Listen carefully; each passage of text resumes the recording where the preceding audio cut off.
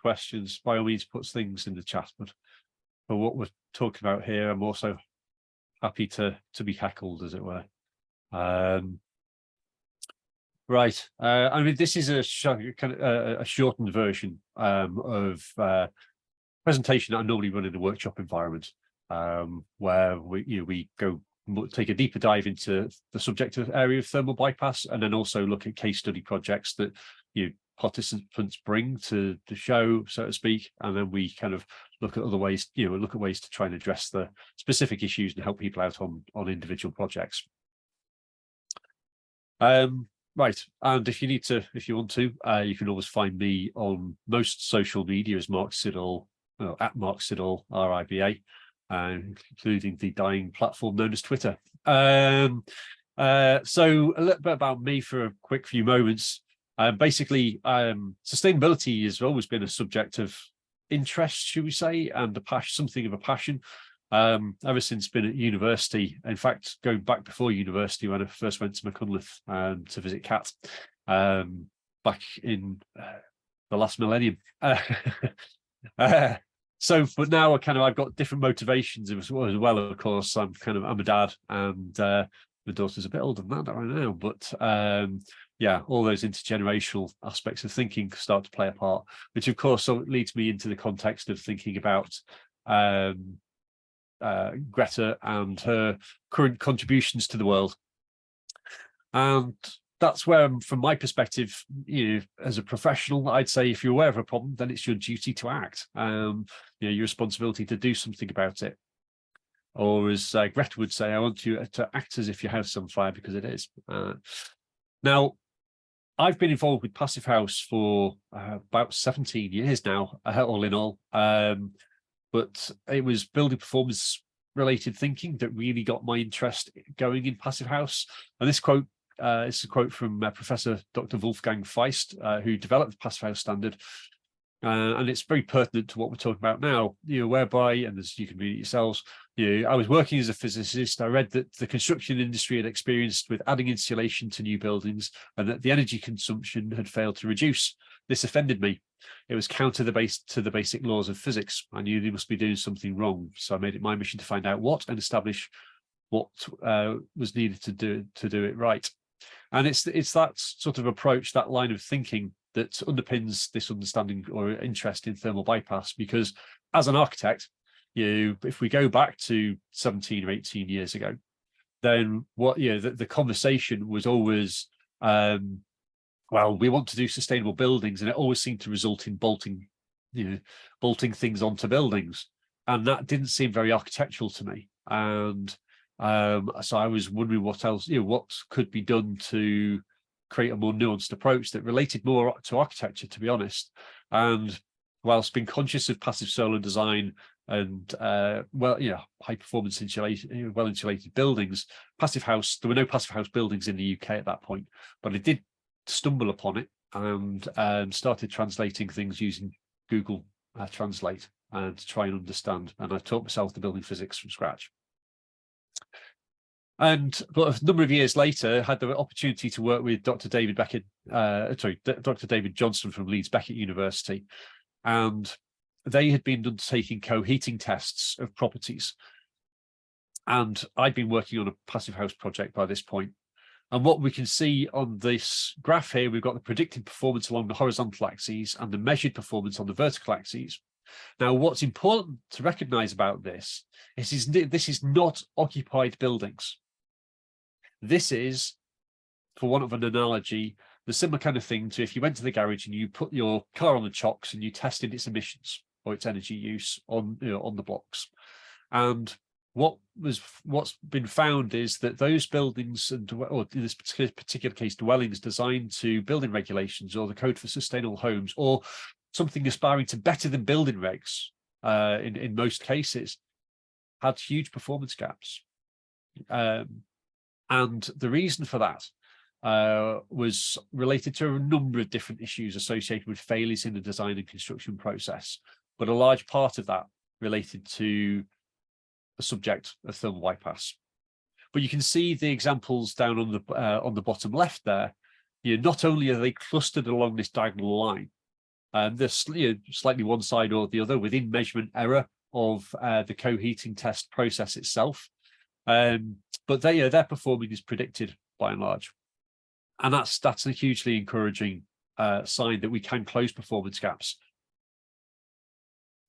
And the coheating tests are basically done by running the building, heating the building using electricity in the winter. You measure how much energy you used, measuring temperature differences, measuring solar irradiance on the building and estimating its impact. And you can, you're working out the HTC, the heat transfer coefficient. And this is where we start to get to kind of, well, now we've got an appreciation of thermal performance problems and how the building performance gap can be closed if we get the building fabric right. Let's understand what's going wrong and how to address it. So thermal bypass. We're going to have a little look about about the guide and what is thermal bypass, why is it important, and how we can go about addressing it. So first of all, a bit of audience participation for you.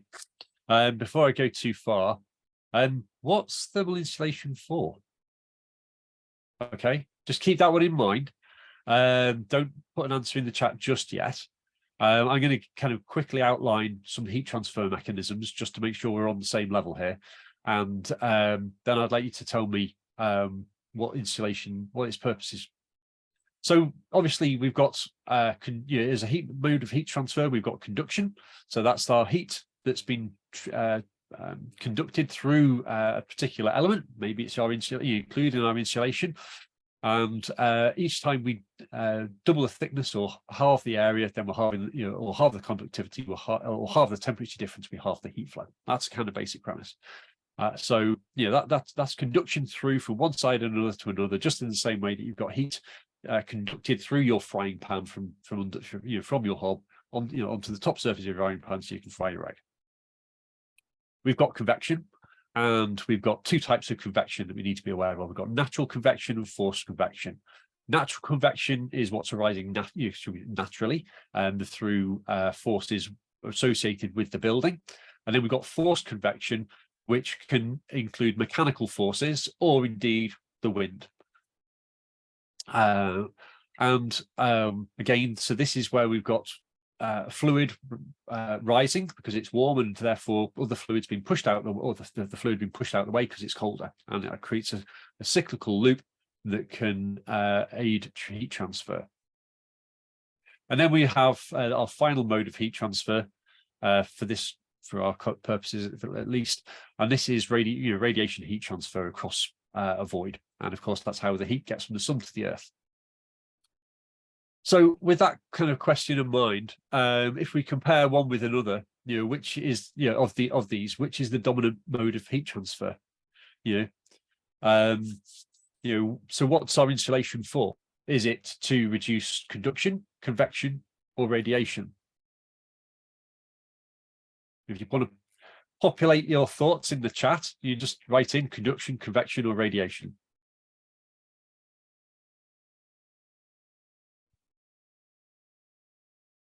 It's okay. I'll be more clear then, because we have someone saying all. Yes, all, but primary. Okay, primary purpose. It can't be primary. Can't be all. You've got to choose one. I'm being mean.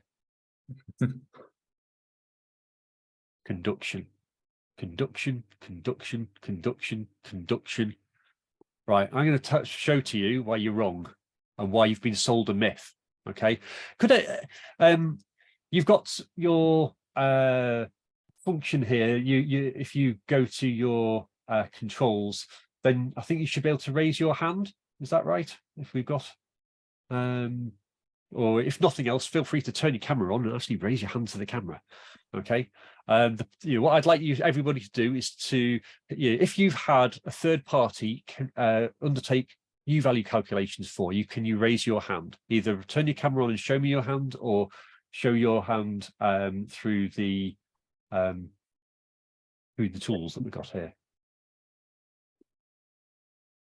Yes, more the reactions, raise hand. If you go to reactions at the bottom of your screen, there's a drop-up menu. So if anyone could raise their hand using that, that would be great. Okay. Thank you. So if you've raised it, so have we got any more people? Anybody else had U values calculated for them on their behalf? Right. Okay. Well, we've got five people that have raised their hand there. That's great. No, 5 or 6, however many. Now, what I would like you to do is to keep your hand up if you have ever had a question related to the quality of the installation, about the workmanship associated with your U-value calculations. Keep your hand up if this is the case.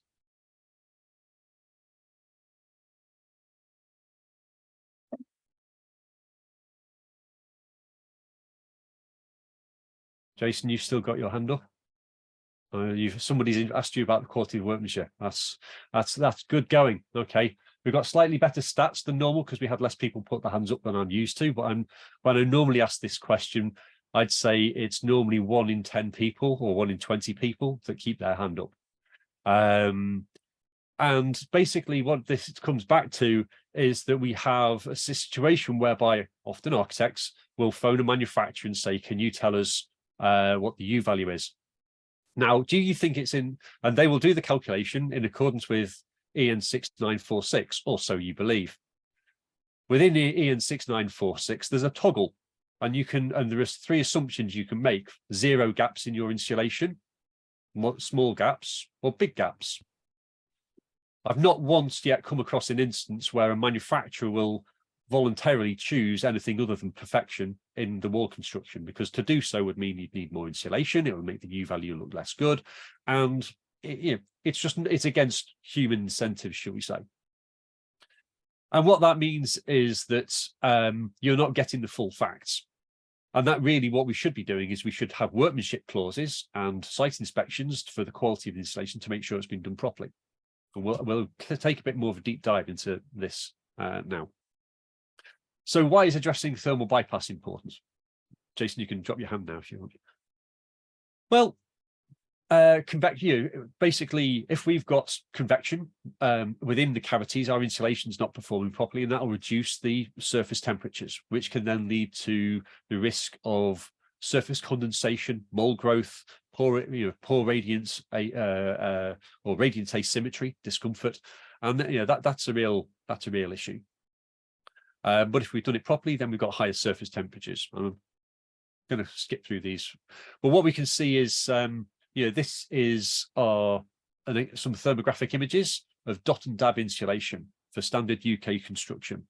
And those cooler surfaces are arising because of air movement behind the plasterboard.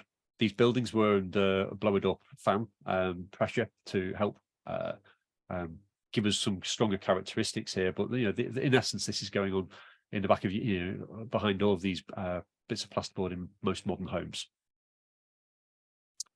But we've also got examples, and here we're going over to Austria, and what we have is we've got an instance of wind washing through our insulation. And basically what's happening is, you can see on the left-hand side, we've got a wind speed of 0 meters per second and everything's nice and warm. And over on the right-hand side, the wind's blowing around about 7 meters per second and all those surfaces are getting cooled.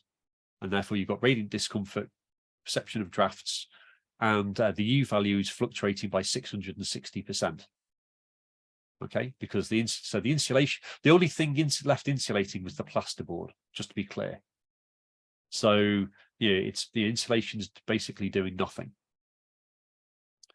We've got thermostats that can start to give false readings depending on where they're located. If they're adjacent to a cold zone and there's air movement, convection within the adjacent to the in a cavity adjacent to where they're mounted, and you get this kind of thing sometimes in an entrance foyer.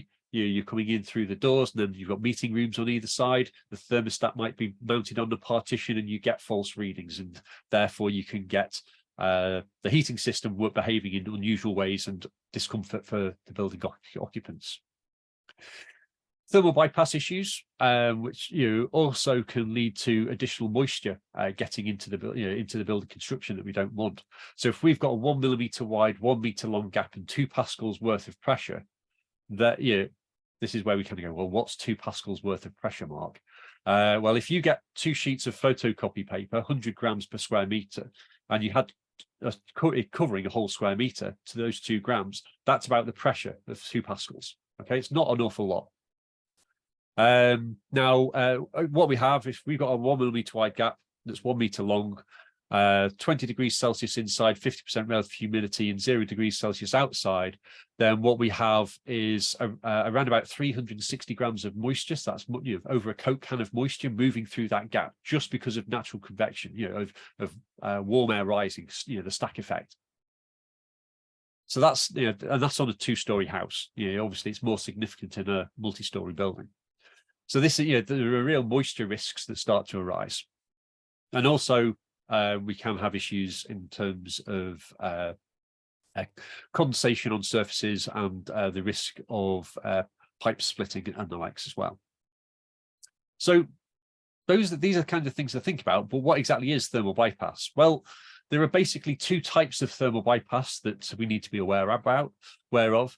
There's open loop bypass and closed loop bypass.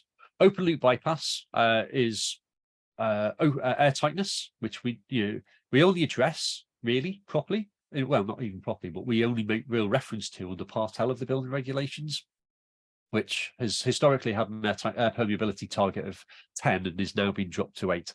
But as you'll see a little bit later, that's woefully inadequate, purely to address issues of moisture, if never mind anything to do with energy use and carbon emissions. And then wind tightness is currently unregulated.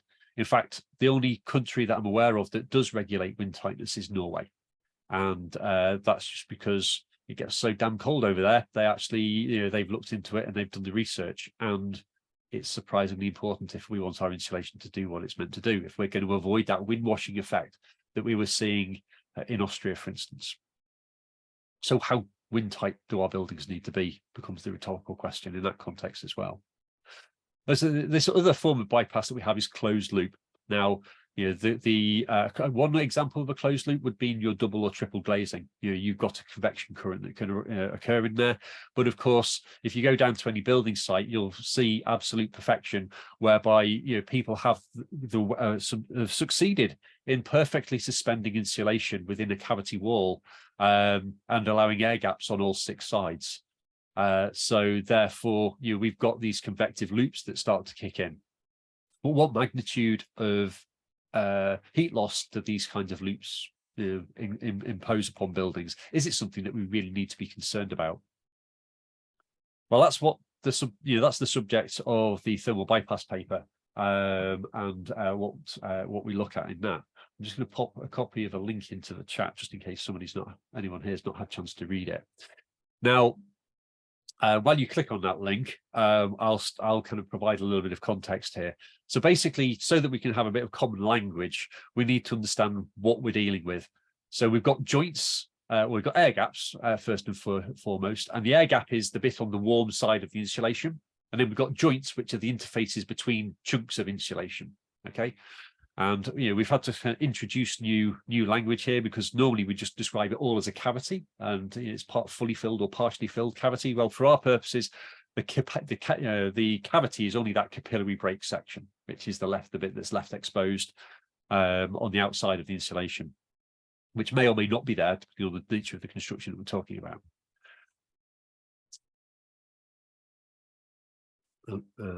Right. Come on, next slide. Why is it not? There we are. Oops. So a little bit about the technical guide. As I say, you've got a link here that you can go and download for the Passivhaus Trust. And basically the guide has a number of different uses. Its purposes is, from one perspective, is to avoid duplication and fragmentation of thermal bypass related kind of information and considerations that may otherwise arise if the Passivhaus Trust develops separate documents that deal with similarly related subject areas. It provides a single point of reference for technical working groups to be able to use, and for certifiers to be able to draw upon. But it also obviously has practical use to the industry at large. We've looked at around about 174 peer-reviewed papers and distilled it into one place. One well-respected researcher from Canada said it's the most thorough and comprehensive review of this subject matter that he's come across. Now, to make life a little bit easier, not only do we have the literature review section, but also at the end of each particular chapter, for one way of describing it, we also then have a little practical implications table, which is set out a bit like this. And what that means is that if you're a busy professional, that's the bit that you need to dive into, but you can look at the other things to get the substantive factors to evidence where where these kind of design directions are being provided from. Okay. So what impact does thermal bypass have upon our buildings and our heat loss? Well, if we've just got a simple case here whereby we've got air movement up the air gap at the rear, on the warm side, and then it's just vented out at the top, then a simple 2 millimeter, we've got different widths of air gap, 2 millimeter, 7.5 millimeter, and 15 millimeter, and we've got peer-reviewed data, and then we have some extrapolations based upon, well, that was the information then. We're now using lower U values in building construction. What's the likely impact that it could have? So if you've got a 2 millimeter wide impact air gap at the rear of your insulation, and you've got a U value, maybe you're just doing building regs, so it's got a U value of 0.21, or maybe you're doing something more akin to a passive house, 0.15 or 0.1, then you can see that this is having, somewhere, but this 2 millimeter wide gap. 2 millimeters, you can get a pound coin, well, just about tucked into that gap.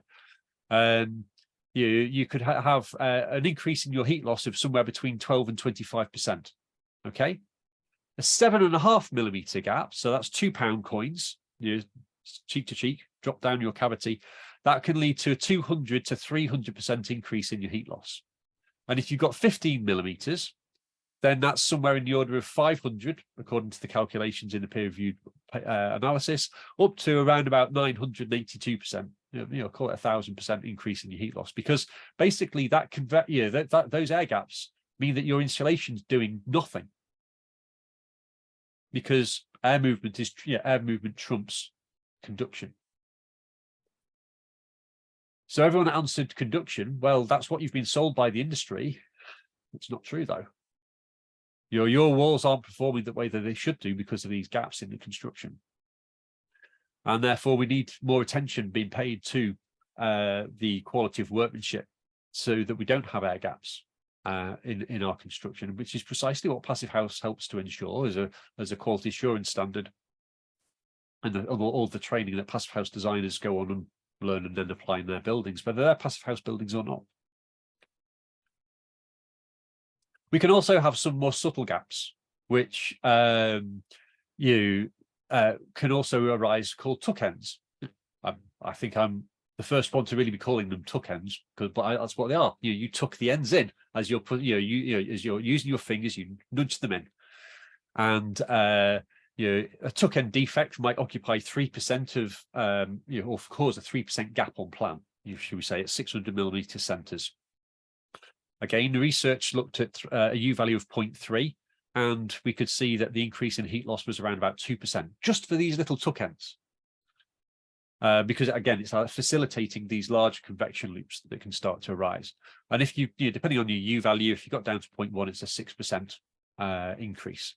Now, is 6% significant? That's something that we'll come back to shortly.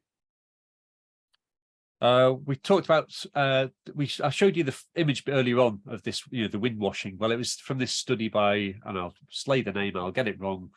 It's a French study, de Siev. Forgive me if anybody speaks French. I'm dyslexic and I'm trying to read a French surname, so I'm just bound to get it wrong. So here we have U value. The U values were measured as high as 2.5 watts per meter square, even though it was meant to be 0.2. We've got when we've got these wind speeds of 7 to 9 meters per second, as I say, the U values fluctuated by 660%, and this was because of bulk air movement. Air being blown at you, the wind blowing in at the eaves, washing through the insulation, and then exiting through the ridge. And so this is a really key issue. It's one of the reasons why I've got a thermographic camera and I do thermography. on projects to help assess their performance. You've also got issues in party walls. Now, the building regulations were updated a number of years ago now, 2009, basically on the back of research undertaken by Leeds Beckett University, which demonstrated that convective loops within party walls were causing significant amounts of heat loss. This is a subject also discussed in the thermal bypass paper. And basically what it found was that the building regulations at the time assumed that there was zero heat loss. You had a U value of 0. The measurements demonstrated that the U value was 0.6 watts per meter square Kelvin. And then they explored putting a cavity sock in. So just bunging up at the level of the loft insulation. And that had limited impact. But if you're dealing with a passive house building, such as the ones I work on, then with the effective U value of 0.1 meant that every house in your terrace was effectively a detached home. But fortunately, Leeds Beckett University did some further analysis and determined that if you actually fully fill that cavity, then you can pretty much mitigate the risk of thermal bypass within those cavities. If they'd have to be fully filled with insulation. So blown fiber insulation was a good example. If we're dealing with retrofit, then some of these examples that we looked at so far about external insulation, could apply to an external insulation scenario of one form or another. Internal insulation suffers the same kind of problems. Now, how does it happen? You've seen it. The dot and dab examples that I showed earlier on. Well, basically, how are you adhering your insulation to the wall? You can facilitate these issues, but not only that. Not only do you get these convective loops that undermine the thermal performance because you've got the warm air being entrained and brought through and then back into the property. There's also this air also has moisture in it, so you can then get condensation and mold growth on these surfaces that then comes back in and contributes to your poor indoor air quality over time because of mold. So that's another important factor that we need to be aware of. These opportunities for buildings not to perform as predicted are all over the place. So the basic simple approach to this is real thermal performance builds depends upon what I'm thinking of currently as the ABCD. So accounting for our energy use, including thermal bridges, buildability and installation. The correct product choice. So in this case, it's a case of, is foam insulation really suitable to a cavity wall construction? And anybody that pauses to think about that, rather than look what everyone else is doing, your answer will be no. Because mortar snots push the foam insulation away from the blockwork, creating a 15mm air gap there and thereabouts. Now, the issue with that, as we've seen, is some catastrophic increases in heat loss. Now, what would be a better solution would be a mineral wool insulation, because that is more malleable and can fit into and around any of these defects that could exist. Though we should also be specifying that there should be no mortar snots in the cavity. That'd be so there's quality of workmanship in those areas that we don't normally see. So that comes to designing out risks of thermal bypass, including making sure we've got suitable air tightness and wind tightness, and ensuring that the insulation has adequate continuity. Sorry, Mark, on that, Kingsley's just asked a question in the chat about blown fibre settling over time. Does that create its own problems with a smaller gap arising? So blown fibre, in the old, this is kind of one of the myths of blown fibre, should we say. It doesn't. In the old days, go back to the 70s, that we didn't have the same knowledge about getting the densities quite right, but all that research is being done, and the quality assurance systems should be in place these days to ensure that doesn't happen, and because by installing it at the appropriate density. Now, even if it did happen, then you're getting then you end up with a horizontal air gap, because it's slumping. It's blown fibre, it's blown in, it's touching all the sides and the bottom. So if it slumps, then it's still filling a lot of these gaps. You may get a little bit of a gap at the top, but you haven't got the same opportunity for these convective loops. Now, I'm not saying that we endorse it or should endorse that kind of thing, but I'm saying that the risk for thermal bypass and therefore also associated moisture risks are that much less than might otherwise be the case if it should it occur. So how to address thermal bypass? Let's have a few simple looks at that. Well, this is where I'll go to W. Edwards Deming, and then in his quote here, which is quality begins with intent and which is fixed by management. Now, that's basically setting out what needs to be done. It's the design team doing their job, making sure that we've designed it properly, setting out the intent to avoid these defects. So what kind of scale of defect is actually acceptable? And if we look at the literature, then what we find is that from Norway, when they were establishing their wind tightness standard, they said that the maximum impact of of air movement in and around and through your insulation should be no more than 5% of the reference U value. And that led them to determining how wind tight their structures needed to be. So that creates a frame of reference that we can then start to apply. When you think about some of those earlier examples, now you can start to really see the red lights go on. We might have thought, oh, 10% maybe okay. That's not what, if we're adopting standards and recognizing the peer-reviewed research that's been undertaken, this is the kind of threshold that we'd be recognizing. So what does that mean? Well, it means we've got to get our air tightness standards right and our wind tightness standards right. Current building regs, as I say, or historically was 10, is now 8. That ignores moisture. Part L is what specifies the air tightness. Part C gives us some lip service to air tightness. Part C, it says things should be airtight, but it doesn't specify how airtight they need to be. Part C deals with moisture. Now, the research from Germany and Canada actually does start to look more specifically at how airtight structures need to be to avoid moisture risks. And what they've determined is that an air permeability less than 0.5 will prevent those moisture risks.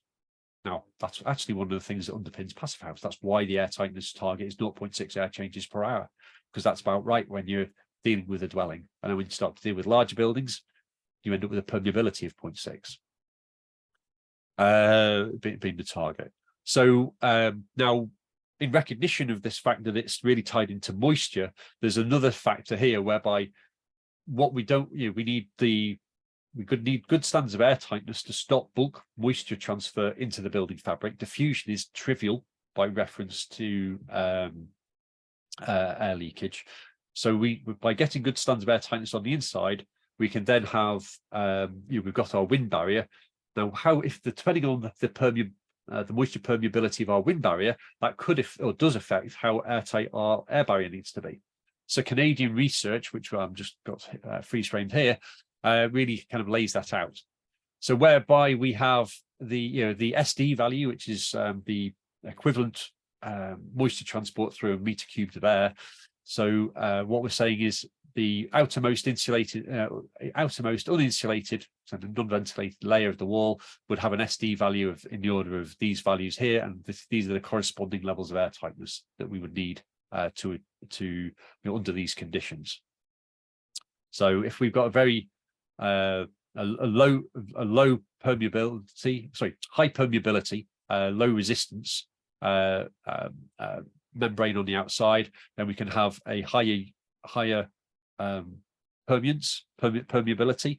But if we've got something that's very vapor retardant on the outside, then we need to achieve a better air tightness target to avoid moisture risks.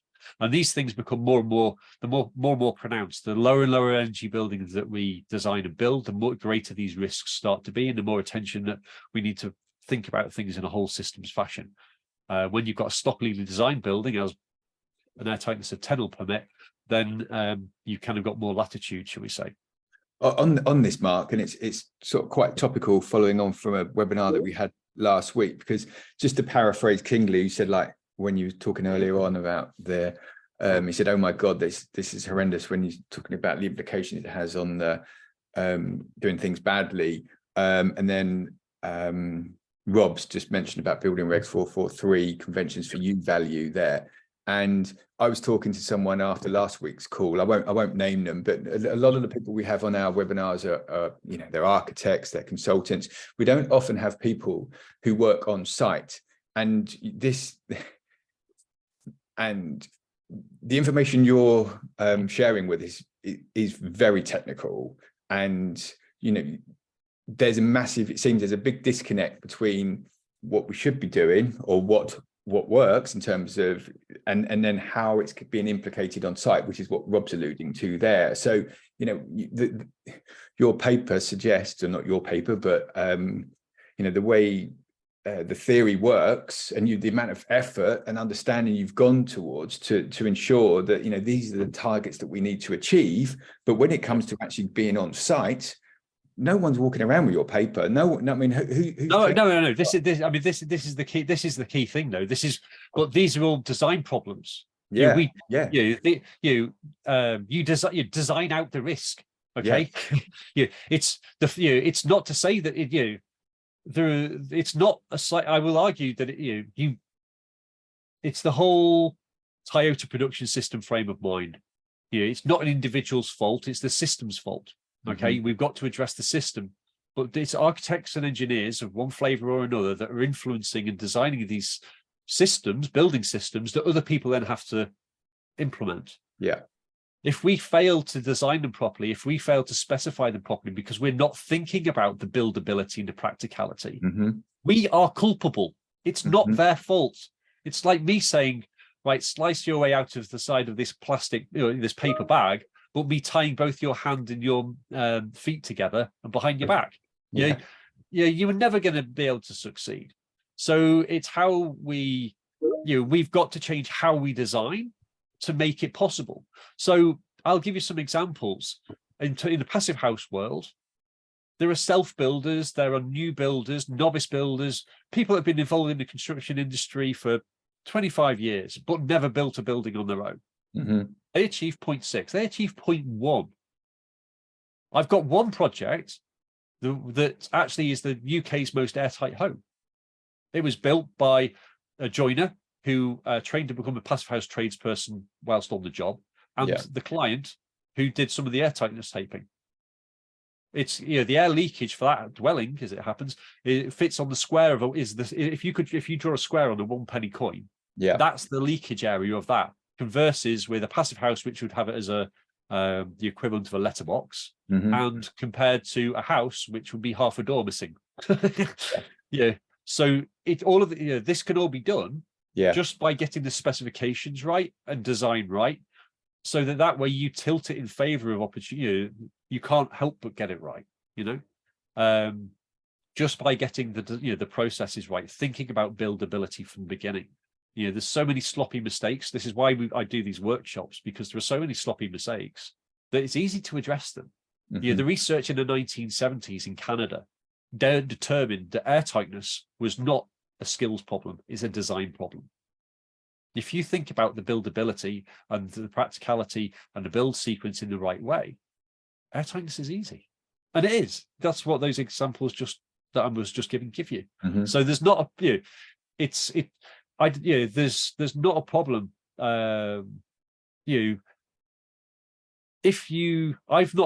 There are in any given environment, organization, there are bad eggs. There are people that aren't interested, don't take pride in their work, but many people do. And as long as you can work towards that pride, and they can understand, as long as you work with them and engage with them and willing to educate them, they'll rise to the challenge. I think his point was, or their point was, the fact that it's taking that design. In fact, you design that issue out, but there's still a miscommunication between that being passed down. Maybe not for the one person at a time building their own passive house, but ultimately the large house builders where there's a lot of people on site. There needs to be someone that is taking the design process and implementing it correctly and overseeing it. And I think that's where the gap is. We need site managers. We need educated site managers. We need ATICs, as I describe it, air tightness and thermal integrity champions. We need them on site. We need that there. With another hat on, I'm a trainer for Coheating, who provide passive house training, develop passive house training and deliver that. trained over 3,500 passive house designers, and we're into universities. We're helping, and we're looking at helping colleges as well. We're trying to build out that skill base so that we can address these issues. They're not, these aren't new things. They don't take more time to learn. It's just being aware of them. In terms of wind tightness targets here, in Norway, their target originally, their target U value is 0.27, and that led them to conclude that they needed a wind tightness target of 2.5. Mm-hmm. Well, of course, our U values now are that much lower, that we might be targeting. So therefore, what we can see here is there's a kind of a good correlation between the U value, the target U value, and the permeability that the wind tightness would need to achieve, just by coincidence more than anything else. But it kind of creates that allegory that we can, now we can't measure that, unfortunately, because of build sequences, we can't reliably measure that, but it does give us an indicator of the quality of workmanship that we should be expecting. Okay. Sorry, Mark, Pete's raised his hand. Did you want to come off mute, Pete, and ask a question or make a point? Yeah, I just had a quick point on that. But Mark, I read the paper. It was really, really interesting. And it just passive house, obviously, like you were saying there, anyone can, well, not anyone, but the majority of people that don't need the training that can get a passive house to certify, it's all because of that target, that 0.6 target, right, on the air change. That's a big part of it. So with something like SAP sitting at 8 at the moment, do you think that's the big thing that's holding the industry back at the moment? Because with the changes that happened in June last year with the PSI values. Sorry, sorry, my enthusiasm to kind of answer a question. Yes. I mean, basically, it's there's only one way for air tightness. There's only one way to design. I can't tell you how to design for 10. I don't know how to design for 8. I don't know how to design for 5, 3, 2, 1. There's only one way to do a design, and that's design for 0, as in make sure that you've got a continuous air barrier properly designed that ties in with the practical buildable approaches. The rest then, once you've done that design properly, you've set the project up for success. The rest of it is kind of water running downhill, which is why now this is the one whereby a client, as professionals, as I say, we can't say I can design for 6. Basically the only way you can design for 6 is to design it for 0 and then get the builder to knock a certain number of holes in it afterwards. That's the only way that you can really kind of properly guarantee those kinds of things. Otherwise, it's guesswork. And so the key thing here is that there's a knowledge gap within the construction industry. The bypass paper helps to does as much as I physically can within a document format to explain the issues, the magnitude of them, and how to address them, and the strategic approaches that we can apply. I've got cited in there. You'll find there's even site inspection guidance about what kind of tolerances we should be looking for on site. You give that to the site manager. You print it off. All those kind of tools are there. But if you're aware of any peer-reviewed papers or anything that can make the guide better, as per the little slide here, then feel free to get in touch. Email the info at passivhousetrust.org.uk, or jump out, get in touch with me via social media or whatever, or through the business. And I'm always looking to update this and improve our knowledge and understanding. But the key thing is pulling it together, all of that information together, and getting it out there so that it can help people. And because it's one of those ones whereby the industry is not being aware of it because they've not been aware of it. No one's talked about it. Nobody's collated this information into one place in this fashion.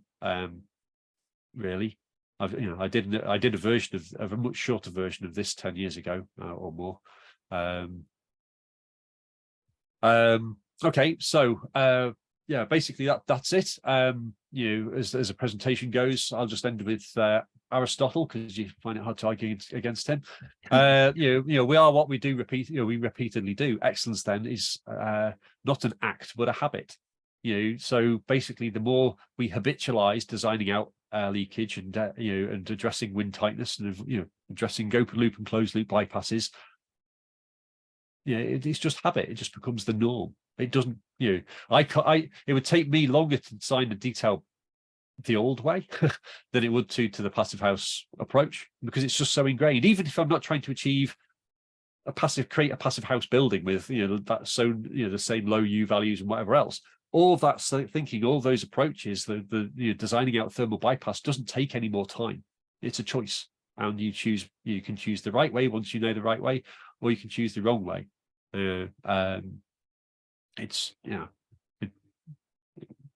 That's just design, isn't it?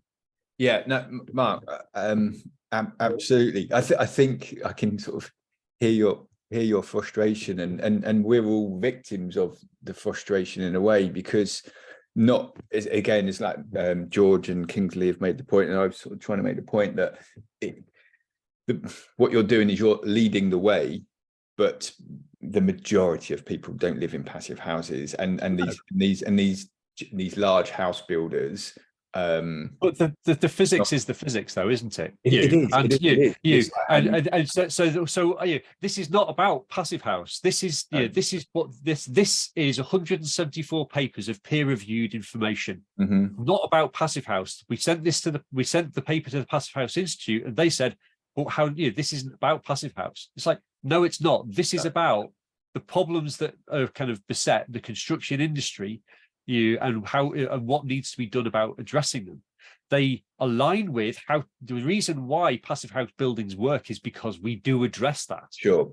So we can hold that up as a beacon and as an example of what as approaches, and we can demonstrate performance gaps can be addressed. Tick. We can do that. Now, the way that we do that is we need to make sure that there's the air tightness there and the wind tightness, and there's no opportunity for convective loops. That's what we need to do there's addressing thermal bridges and quantifying them all. There's other things as well that fit into the performance gap side of thinking. But what's most important to me, if my old analogy is, if you cut me sideways, kind of like a stick of rock, it doesn't say passive house, it says building performance. And that's what I'm passionate about. Passive house is a means to an end, but I'm interested in the end, which is closing. No, I get it, and I think we all, absolutely, we get that, and I think most people on the call will understand that as well, and that's where how do we drag everyone else along to deliver on the building performance that you're guiding on, which is the end, and that's proven to be a big. There's a performance gap within the construction. We educate people. That's what this is about now. This is what the workshops that I deliver are about. And helping kind of this is where Coaction's passive house training courses kick in. Whether it's a passive house or not, the physics is the same. Sure. I get it. So all of those kind of things start to that's where I see that bigger than any building I can do is to mobilize and help other people develop their skills so that they can that's where the impact will be, and helping them implement the right things on their projects. And that's what I'm passionate, that's what motivates me and makes me I can see. But then from a retro I'm just sitting here, I listened to this presentation, and a lot of it, I understand the premise of it, but I have a build around recently and knocking a house about and putting insulation in and everything, and I'm just thinking, God, what was the point? I haven't been up there, I haven't checked it. There's no way he's ensured that there's a 2 mil gap. It's just gaps, it's just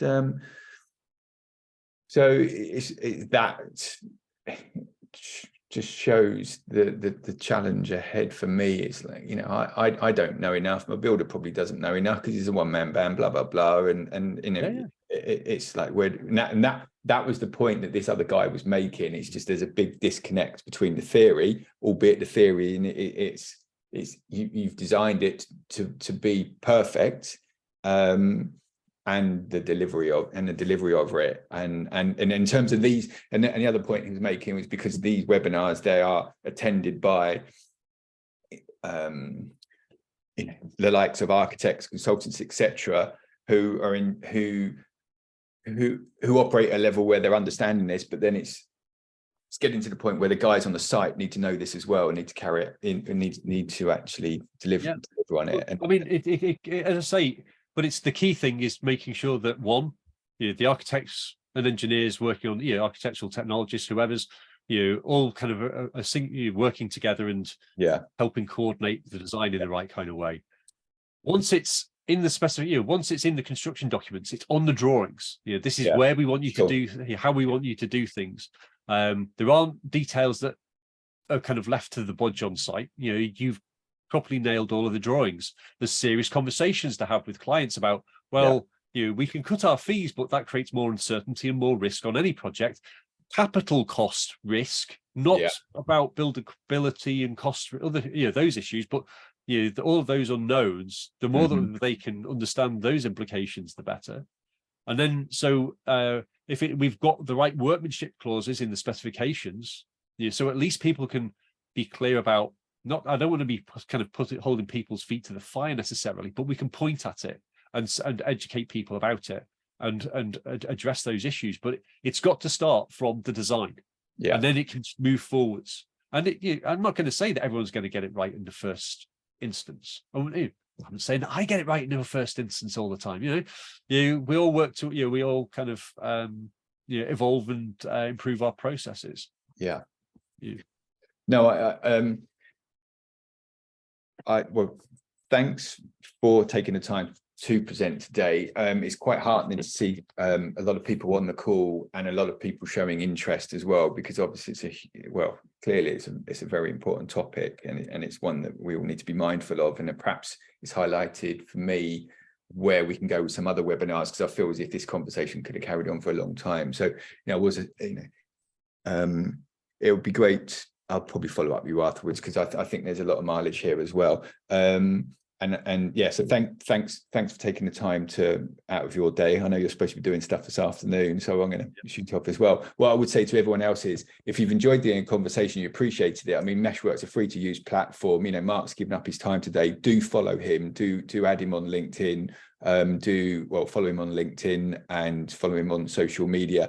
And if you feel the value in getting out of Meshwork, please recommend us to other people, because it allows us to then spread the word, because it is all about, that's what we're doing here. It's trying to educate people to ensure that we can reduce this performance gaps in this instance. So do like, subscribe, and follow Mark, and introduce anyone else to Meshwork. That'd be great to have more people involved. So thanks for joining the call.